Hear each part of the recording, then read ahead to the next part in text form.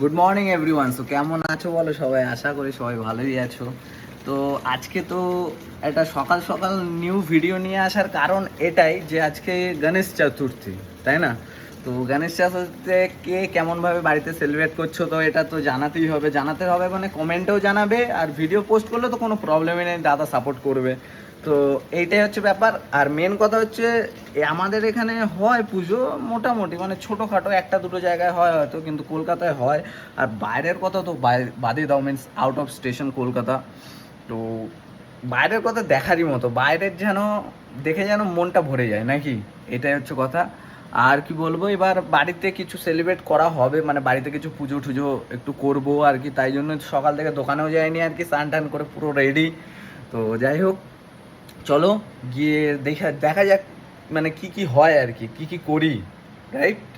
আর কালকেও অনেক রাত করে বাড়ি এসেছি, কালকেও মানে অনেক কিছু মার্কেটিং মানে আর কি বাজার ফাজার হচ্ছিলো, এটাই। তো চলো, টাটা বাই বাই। ওকে, তো নেক্সট মানে যাওয়া হোক নাকি ঠাকুর ঘরে যাওয়া হোক, এখন ঘরে ছিলাম।